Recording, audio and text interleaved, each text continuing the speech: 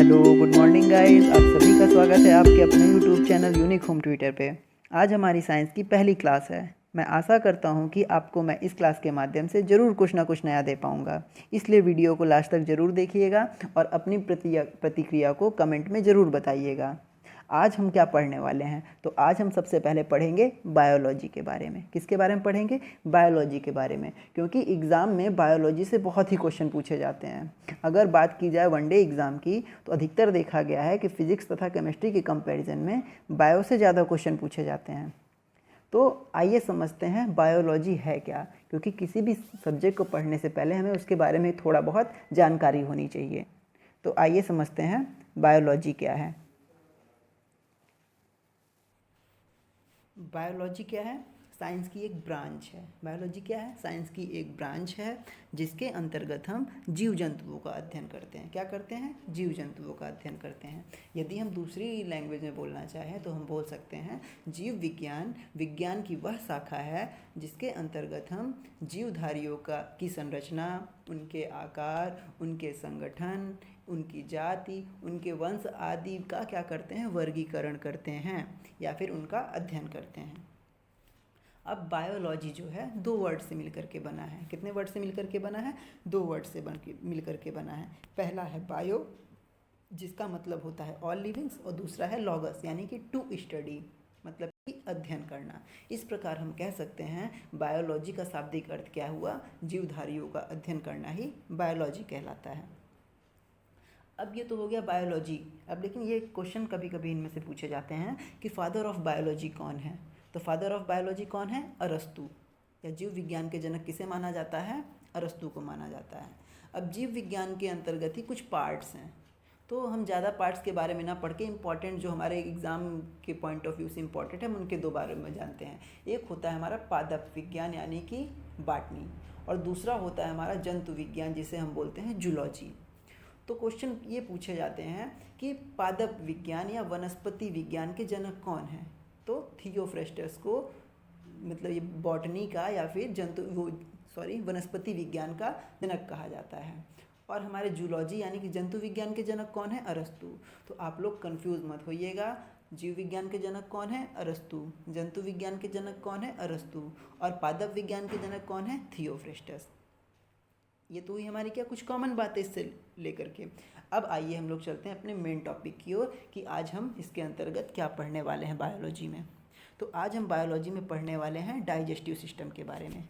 किसके बारे में? मतलब डाइजेस्टिव सिस्टम यानी कि पाचन तंत्र के बारे में।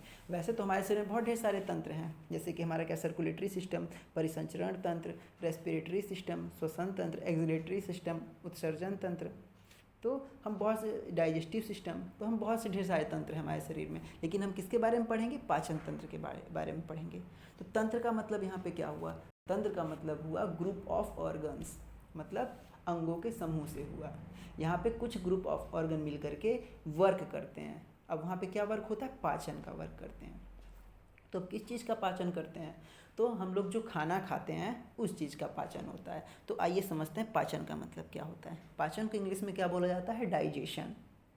तो डाइजेशन या पाचन क्या है? एक प्रक्रिया है या एक प्रोसेस है जिसमें भोजन के जटिल व बड़े अणुओं को सरल व घुलनशील अणुओं में विभाजित किया जाता है। ये तो हुई हमारी किताबी लैंग्वेज। अगर हम इसे सरल शब्दों में बोलना चाहें तो हम बोल सकते हैं कि मनुष्य के द्वारा भोजन ग्रहण करने से लेकर के उसका परित्याग करने तक की प्रक्रिया क्या कहलाती है? पाचन कहलाती है। क्योंकि जैसे हम भोजन ग्रहण करते हैं, अब हमारे मुंह में जाता है, मुंह से होकर के वो हमारे पेट में गया, पेट के माध्यम से छोटी आंत बड़ी आंत में होते हुए गुदा द्वार से निकल जाता है वेस्ट मटेरियल के रूप में या अपशिष्ट पदार्थ के रूप में। तो ये जो पूरा प्रोसेस हो रहा है, ये पूरा प्रोसेस क्या कहलाता है? पाचन कहलाता है। अब हम लोग खाना जब खाते हैं तो उसको क्या दांत से मतलब कूचते हैं या मतलब चबाते हैं, ये सारी प्रक्रिया हमारी किसके अंतर्गत आ जाती है? पाचन के अंतर्गत आ जाती है। तो ये तो हमने नॉर्मल से समझ लिया पाचन क्या है। अब आइए समझते हैं पाचन के प्रकार या टाइप्स ऑफ डाइजेशन। तो पाचन मुख्यतः कितने प्रकार का होता है? दो प्रकार से होता है। पहला क्या है? बाह्य कोशिकीय पाचन, और दूसरा अंतःकोशिकीय पाचन। तो अब ये बाह्य कोशिकीय पाचन और अंतःकोशिकीय पाचन का क्या मतलब हुआ, ये समझ लेते हैं। तो बाह्य कोशिकीय पाचन से आशय है कोशिका के बाहर होने वाला पाचन, है ना। कोशिका के बाहर होने वाला पाचन क्या कहलाएगा? बाह्य कोशिकीय। अब इसके एग्जाम्पल कौन कौन से हैं? तो मनुष्य, मछली, मेढक, गाय, ये सब क्या है, इसके एग्जाम्पल हैं। क्योंकि इन सब में जो इनका पाचन होता है कैसे होता है, आहार नाल के थ्रू होता है। इनमें क्या होती है, एक एलिमेंट्री कैनल होती है या आहार नाल होती है, जिसके माध्यम से भोजन क्या होता है, भोजन का पाचन होता है। अब दूसरा क्या है, अंतःकोशिकीय पाचन। तो जैसा कि हमें नाम से ही समझ में आ रहा है, अंतःकोशिकीय यानी कि कोशिका के अंदर होने वाला पाचन। तो ऐसे कौन कौन से जीव हैं, तो ऐसे जीव हो गए अमीबा, पैरामीशियम, ये सब क्या है, अंतःकोशिकीय पाचन वाले जीव हैं। इनमें अंतःकोशिकीय तरीके से पाचन होता है। ये तो था क्या हमारा पाचन का या टाइप्स ऑफ डाइजेशन का थोड़ा सा ओवरव्यू। अब आइए हम लोग समझते हैं कि हमारे शरीर में पाचन होता किन किन माध्यम से। जो हमारी एलिमेंट्री कैनल जो हम लोग यहाँ पे देख रहे थे कि पाचन तंत्र में हमारे क्या है, दो टाइप के पार्ट हैं। कितने टाइप के पार्ट हैं, दो। पहला है हमारा एलिमेंट्री कैनल जिसे हम बोलते हैं आहार नाल, और दूसरा क्या है, डाइजेस्टिव ग्लैंड यानी कि पाचक ग्रंथियाँ। हमारे शरीर में जो पाचन होता है दो टाइप के ऑर्गन्स करते हैं, एक आहार नाल के थ्रू, दूसरा पाचक ग्रंथियाँ हैं, कुछ ग्लैंड्स हैं। ग्लैंड्स का काम क्या होता है, ग्लैंड जो होती हैं क्या होते हैं, स्रावी अंग होते हैं। ये कुछ न किसी चीज़ का उत्सर्जन करते हैं। उनको हम क्या बोलते हैं, एंजाइम हैं, हार्मोन्स हैं। जो हमारी ग्लैंड्स है वो क्या करती हैं, किसी न किसी एंजाइम का या हार्मोन का उत्सर्जन करती हैं। तो आज हम किसके बारे में मुख्य रूप से पढ़ेंगे, एलिमेंट्री कैनल या आहार नाल के बारे में पढ़ेंगे। तो आइए समझ लेते हैं छोटे तरीके से कि आहार नाल क्या होती है, एलिमेंट्री कैनल क्या है। तो जो हमारी एलिमेंट्री कैनल है, जैसा कि हम लोगों को नाम से ही पता चल रहा है, आहार नाल मतलब आहार के जाने का रास्ता। आहार नाल क्या है, हमारे भोजन के जाने का रास्ता है। जैसे ही हम भोजन को खाते हैं तो हमारे मुंह में जाती है, भोजन मुंह में पहुंचता है, मुंह से गले में जाता है, फिर एक पाइप के द्वारा हमारे पेट में पहुंचता है, पेट से होते हुए छोटी आंत में जाता है, फिर बड़ी आंत, फिर हमारे गुदा द्वार के माध्यम से बाहर वेस्ट मटेरियल निकल जाता है अपशिष्ट पदार्थ के रूप में। तो यह जो पूरा रास्ता है ये हमारा क्या कहलाता है, आहार नाल कहलाता है। ठीक, आहार नाल के बारे में समझे। आहार नाल क्या है, भोजन के जाने का रास्ता है। अब इसमें कौन कौन से पार्ट से मिलकर के बना है, तो सबसे पहले हमारा मुंह यानी माउथ है ना। देखिए यहाँ पे देख लेते हैं, फिर फिगर से भी हम लोग समझ लेंगे। सबसे पहले माउथ कैविटी यानी कि मुख गुहा, दूसरा ओस्योफेगस यानी कि ग्रास नली, स्टोमक अमाशय, उदर या पेट भी बोला जा सकता है। चौथा क्या है, स्मॉल इंटेस्टाइन मतलब छोटी आंत, फिर पांचवा लार्ज इंटेस्टाइन या फिर कह सकते हैं बड़ी आंत। अब डाइजेस्टिव ग्लैंड कौन कौन से हैं, तो हमारे जो डाइजेस्टिव ग्लैंड्स हैं मुख्यतः तीन हैं। पहला क्या है, एक्सोक्राइन। कौन सी है, एक्सोक्राइन। एक्सोक्राइन का मतलब हुआ हमारी बहिर्स्रावी ग्रंथि। दूसरी हमारी क्या है, एंडोक्राइन, अंतःस्रावी ग्रंथियाँ। तीसरी है मिक्स्ड ग्लैंड या फिर कह सकते हैं हम लोग क्या, मिश्रित ग्रंथियाँ। तो आइए सबसे पहले हम लोग अब फिगर से अपने एलिमेंट्री कैनल के बारे में समझ लेते हैं। तो देखिए, अब जैसे ही हम लोग खाना खाते हैं तो सबसे पहले हम मुंह के द्वारा खाना खाते हैं ना, मुंह में। तो मुंह हमारा क्या है, हमारे आहार नाल का गेट है। ठीक, गेट ऑफ एलिमेंट्री कैनल किसे बोला जाता है, माउथ को बोला जाता है। अगर क्वेश्चन कभी पूछ ले बाई चांस कि गेट ऑफ एलिमेंट्री कैनल क्या है, तो क्या है, माउथ होगा। अब जैसे ही हम मुंह खोलते हैं तो उसमें हमें क्या, गुफानुमा एक संरचना दिखाई पड़ती है। तो वह गुफानुमा संरचना ही क्या है, हमारी मुख गुहा या माउथ कैविटी कहलाएगी। ठीक, इसको हम इसका एक अदर नाम और है क्या, बकल कैविटी। ठीक, मुख गुहा को हम और किस नाम से जानते हैं, माउथ कैविटी या बकल कैविटी के नाम से जानते हैं। तो खाना बकल कैविटी में पहुंचा। अब जैसे ही बकल कैविटी में पहुंचता है वहाँ पे क्या, कुछ सैलिवरी ग्लैंड्स होती हैं। ये देखिए नीली कलर की कुछ सैलिवरी ग्लैंड्स दिख रही होंगी आपको, ये छोटी छोटी सी यहाँ पे दिखा रखा है। तो यहाँ पे एक पेट्रियोइड ग्लैंड है ना। आप लोगों ने मम्स नामक रोग का नाम सुना होगा। मम्स एक बीमारी है जो कि किसमें, जो हमारी ये पेट्रियोइड ग्लैंड है इसमें सूजन आ जाती है, जिसके कारण हमें क्या हो जाती है, मम्स या गलसुआ नामक रोग हो जाता है। अब ये किसके कारण होता है, एक वायरस के कारण होता है। उस वायरस का नाम क्या है, पैरामिक्सो वायरस। क्या नाम है, पैरामिक्सो वायरस के कारण मम्स नामक रोग हो जाता है। और जिसमें क्या होता है, ये हमारी जो पैरोटिड ग्लैंड होती है ये एक प्रकार की सैलिवरी ग्लैंड है जो कि इसमें सूजन आ जाती है। ये हुआ। तो ये हमारे मुख गुहा में हमारा भोजन गया। अब मुख गुहा में ही एक क्वेश्चन हमेशा बना करता है कि मनुष्य में भोजन के पाचन का प्रारंभ कहाँ से होता है, तो मुख गुहा या बकल कैविटी से भोजन का पाचन का प्रारंभ हो जाता है। यहाँ पे होता क्या है, यहाँ पे एक एंजाइम निकलता है। उस एंजाइम का नाम क्या है, टाइलिन। ठीक, टाइलिन क्या करता है, हमारे भोजन में जो कार्बोहाइड्रेट या स्टार्च आता है, स्टार्च को डाइसैकरेट माल्टोज में कन्वर्ट कर देता है। टाइलिन क्या करता है, स्टार्च को माल्टोज में कन्वर्ट करता है। कैसे माल्टोज में, डाइसैकराइड माल्टोज में। ये प्रोसेस कहाँ पे होता है, हमारे मुख गुहा में होता है। भोजन का पाचन प्रारंभ हो गया हमारे मुंह से। अब यहाँ के बाद हमारा भोजन कहाँ जाता है, ग्रास नली में जाता है। कहाँ जाता है, ग्रास नली यानी ओस्योफेगस में पहुँचता है। अब ओस्योफेगस के बाद हमारा कहाँ भोजन पहुँचता है, हमारे पेट में। ओस्योफेगस में रुकता नहीं है, ग्रास नली में डायरेक्ट जैसे हम खाना खाते हैं वो ग्रास नली से होते हुए तुरंत हमारे कहाँ पहुँच जाता है, हमारे पेट में यानी अमाशय में पहुँच जाता है, यानी कि स्टोमक में पहुँचता है। और स्टोमक में हमारा भोजन लगभग 2 से 3 घंटे तक रुकता है। और वहाँ पे कुछ एंजाइम्स निकलते हैं जिसके द्वारा कुछ पाचन होता है। फिर उसके बाद हमारा भोजन कहाँ पहुँचता है, स्मॉल इंटेस्टाइन में पहुँचता है, छोटी आंत में। वहाँ पे भी भोजन कुछ देर तक रुकेगा और फिर वहाँ से उसका पूर्ण रूप से लगभग पाचन हमारा लगभग 98% पाचन हमारी छोटी आंत में हो जाता है। फिर कहाँ पहुँचता है, लार्ज इंटेस्टाइन में। और सबसे लास्ट में एनस के माध्यम से निकल जाता है। तो एक बार हम लोग फिर से इसे देख लेते हैं। भोजन सबसे पहले माउथ से हम लोगों ने क्या किया, ग्रहण किया। ये माउथ में हुआ पहला। दूसरा फिर माउथ कैविटी पहुंचा। तीसरा हमारा कहाँ पहुंचा, ओस्योफेगस। चौथा स्टोमक। पांचवा हमारा स्मॉल इंटेस्टाइन। छठा लार्ज इंटेस्टाइन और सातवां यहाँ। तो ये पूरा प्रोसेस है हमारे भोजन का। ठीक, ग्रास नली के माध्यम से, ग्रसनी के माध्यम से ग्रास नली तक पहुँचता है।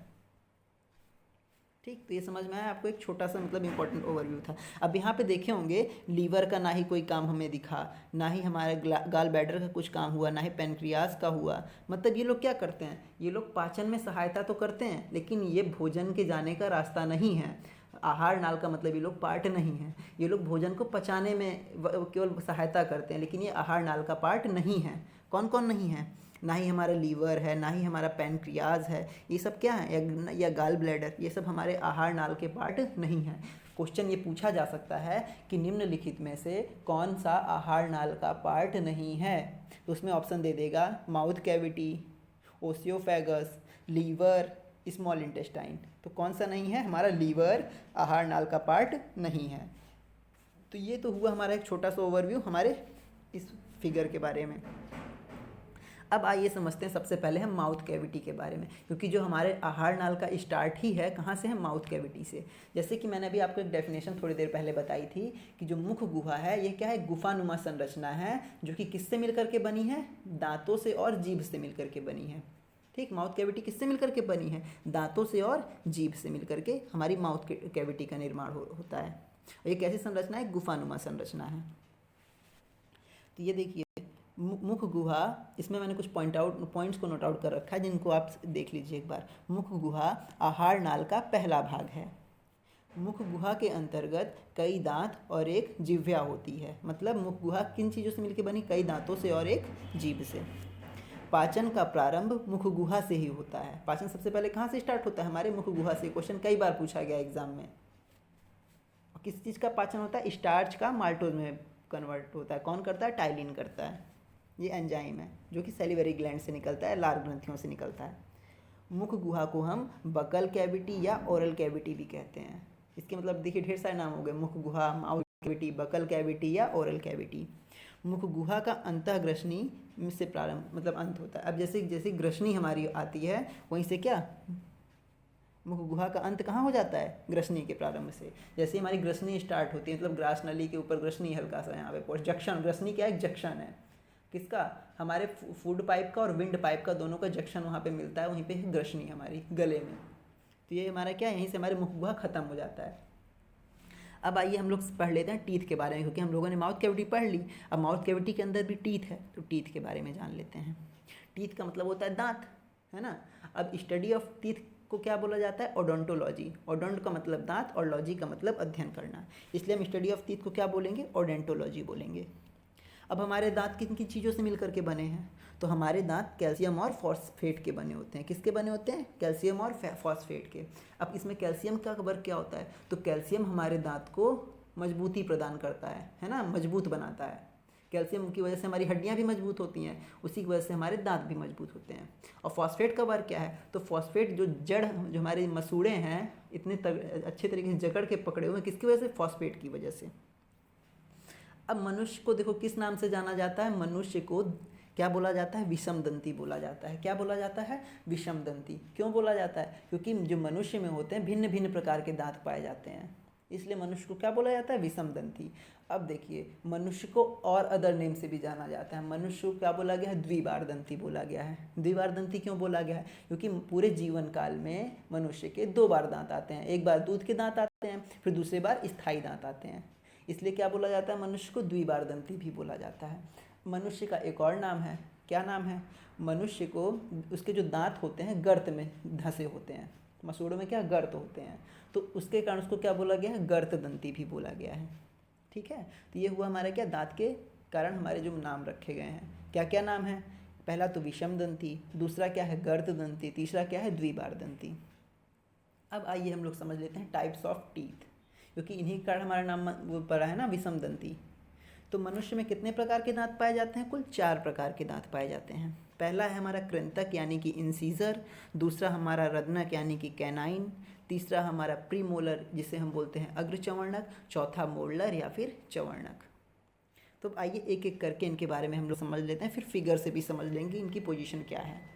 तो कृंतक यानी कि इंसीजर, ये मानव शिशुओं में सबसे पहले आते हैं, कि जैसे जब बच्चा पैदा होता है तो सबसे पहले उसमें कौन से दांत निकलते हैं? इंसीजर यानी कि कृंतक। सबसे पहले कौन से दांत आते हैं? कृंतक। इनका मुख्य कार्य क्या होता है? भोजन को काटना होता है। यदि आपको याद नहीं है, क्वेश्चन कई बार पूछा गया है कि भोजन को काटने के लिए कौन से दांत का यूज़ मनुष्य करता है, तो कृंतक का यूज़ करता है या इंसीजर का यूज़ करता है। अब ऐसे आपको नहीं याद हो रहा तो याद कर लीजिए, क से कृंतक, क से काटना। तो इंसीजर, इनका देखिए ये आकार ऐसे होता है, जो हमारे 4 दांत आगे के दिख रहे हैं जबड़े में, नीचे साइड का जबड़ा देखिए, आपके जो 4 दांत दिख रहे हैं सामने, ये क्या है? यही इंसीजर है। क्योंकि इनका काम क्या होता है? रोटी जब आप काटते हैं तो इन्हीं दांतों से काटते हैं कि साइड वाले से काटते हैं? सामने वाले से काटते हैं ना, तो ये हमारी क्या हो गई? इंसीजर है। इंसीजर का मेन काम होता है काटना। अब देखिए दूसरा रदनक। रदनक को हम क्या बोलते हैं? इंग्लिश में कैनाइन बोलते हैं। ये थोड़ा क्या होते हैं, इनकी पहचान क्या है? ये नुकीले होते हैं। ये देखिए स्ट्रक्चर में देख लीजिए, नुकीला टाइप का बना हुआ है। इनका प्रमुख कार्य होता है भोजन को फाड़ना, और ये प्रायः नुकीले होते हैं। ये क्या करते हैं? भोजन को फाड़ने का काम करते हैं।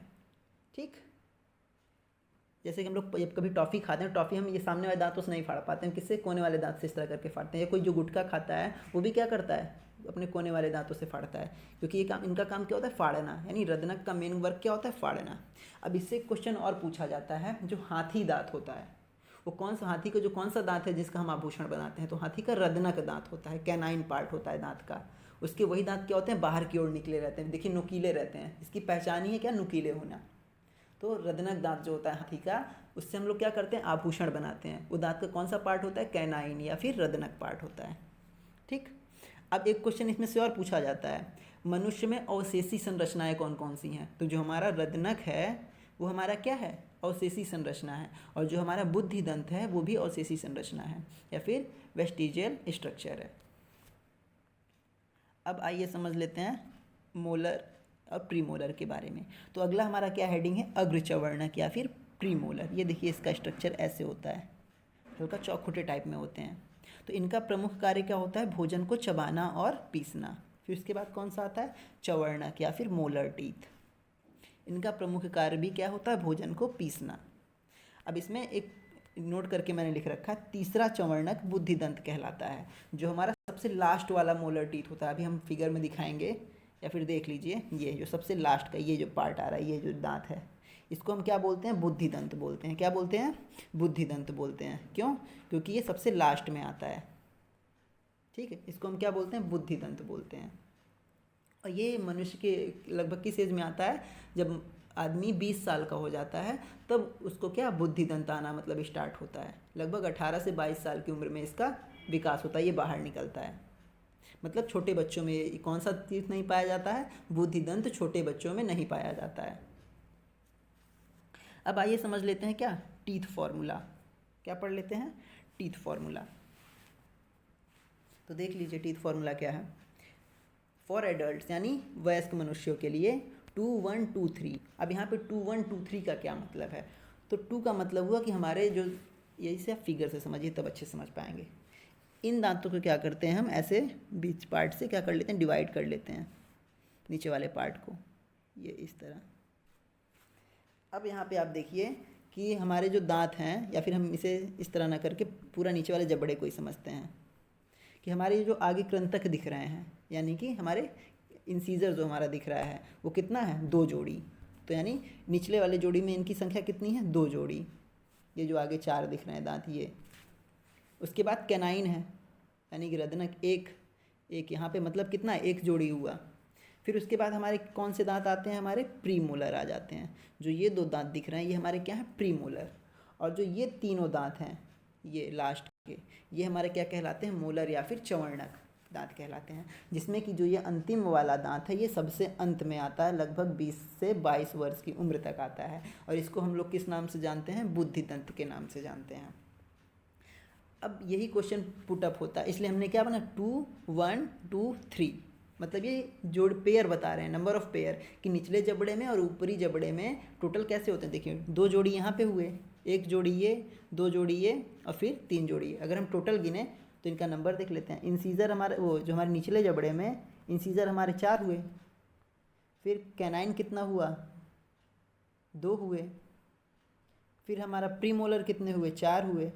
और हमारे ये कितने हुए, मोलर 6। अगर टोटल हम इन्हें गिनेंगे तो 6 4 10 2 12 4 16। निचले जबड़े में 16 दांत पूरे हो गए। इसी तरह हमारे ऊपरी जबड़े में भी 16 दांत होते हैं। तो ये हमारा क्या बता रहा है, फॉर्मूला बता रहा है। ठीक, अब बच्चों के लिए क्या होता है, 2 1 0 2। अब यहाँ पे ये बता रहा है कि जो छोटा सा बच्चा होता है उसके ये दोनों दांत क्या होते हैं, सबसे लास्ट में आते हैं। मतलब जल्दी नहीं, ये जन्म के समय बच्चे के पास ये दांत, या जन्म के बाद 2 साल तक ये दांत नहीं आते हैं बच्चों के। ठीक, कब आते हैं, ये 2 साल के बाद आते हैं। जब बच्चा 2 साल मतलब पूरा हो जाता है उसके बाद ये दांत आना स्टार्ट होते हैं। अब हमसे ये क्वेश्चन पूछा जाता है, बच्चों में अस्थाई दांत की संख्या कितनी होती है ना, या जो बच्चे के टेम्परेरी टीथ होते हैं वो कितने होते हैं। तो बच्चे के टेम्परेरी टीथ होते हैं 20। ये क्वेश्चन कई बार एग्जाम में पूछा गया है कि अस्थाई दांतों की संख्या कितनी होती है, 20। या फिर दूध के दांतों की संख्या कितनी होती है, 20। और स्थाई दांत यानी कि परमानेंट टीथ कितने होते हैं आदमी में, तो 12 नहीं होंगे, 32 होते हैं। कितने होते हैं, 32 होते हैं। कुछ लोग दिमाग लगा ले जाते हैं कि 20 ये हो गए, बचे 12, तो 12 हमारे परमानेंट टीथ होंगे। नहीं, हमारे परमानेंट टीथों की संख्या कितनी है, 32, क्योंकि एक बार टूटने के बाद वो दोबारा आ जाते हैं तो फिर काफ़ी दिनों तक रहते हैं। तो इसलिए परमानेंट टीथ की संख्या कितनी है, 32 हो गई। ठीक, अब देखिए एक क्वेश्चन और इससे पूछा जाता है कि हमारे शरीर का सबसे मतलब कठोर भाग क्या है। तो हमारे जबड़े में होता है इनेमल। क्या होता है, हमारे जबड़े में इनेमल होता है, जो कि किससे बना होता है, कैल्शियम से। कैल्शियम का लगभग कितना 8% होता है, 98% हमारा कैल्शियम होता है जबड़े में। जिसका मेन वर्क क्या होता है कैल्शियम का, हड्डी मतलब हड्डियों को मजबूत बनाना, जो कि हमारी हड्डी क्या करता है, मजबूत बनाता है। यदि हमारे से क्वेश्चन पूछा जाए कि निम्नलिखित में मजबूती का क्रम क्या है, तो सबसे ज़्यादा मजबूत हमारा क्या होगा, दांत। फिर उसके बाद हमारी हड्डियाँ, उसके बाद हमारा कार्टिलेज, या फिर आगे एटसेट्रा डॉट डॉट डॉट। तो हमारी हड्डियों से भी मजबूत हमारे क्या हैं, दांत हैं। तो ये हो गए हमारे दांतों की संरचना। अब आइए हम पढ़ लेते हैं क्या, स्ट्रक्चर ऑफ टीथ के बारे में। कि दांत का जैसे कि हमारी बॉडी पूरी है तो हमारा मिडल पार्ट है, हेड हमारा ये है, लेग हमारा बॉटम पार्ट है। तो इस तरह दांत के भी पार्ट्स के बारे में हम लोग पढ़ लेते हैं। तो दांत के स्ट्रक्चर को हम लोग 2 पार्ट में पढ़ेंगे। पहला पार्ट हमारा कहलाएगा उसकी बाह्य संरचना, है ना, या एक्सटर्नल पार्ट। और दूसरा हमारी क्या कहलाएगा, इंटरनल स्ट्रक्चर या फिर आंतरिक संरचना। तो हम लोग पहले एक्सटर्नल पार्ट के बारे में समझ लेते हैं। तो सबसे पहला हमारा पार्ट क्या है, क्राउन। जो हमें ये ऊपर दिख रहा है, ये इधर साइड आप ध्यान दीजिए। तो ये हमारा क्राउन दिख रहा है, जो ऊपरी पार्ट हमको दिखता है वाइट वाइट, ये भी जो भी हमें दिख रहा है वाइट वाइट, ये क्या है, हमारा क्राउन है, यानी उसका सिर है। फिर दूसरा यानी मिडल पार्ट को हम क्या बोलते हैं, नेक बोलते हैं। क्या बोलते हैं, नेक बोलते हैं। ये देखिए यहाँ पे मैंने नोट करके लिख रखा है। ये क्या होता है, ये मतलब जड़ से जुड़, मतलब मसूड़े जो होते हैं, मसूड़ों से भाग जुड़ा होता है, उसको हम क्या बोलते हैं, नेक। ये देखिए हल्का सा पतला है और इससे जुड़ा हुआ है। फिर हमारा नेक के बाद क्या आता है, रूट पार्ट आता है। कौन सा पार्ट आता है, रूट पार्ट आता है, यानी जड़।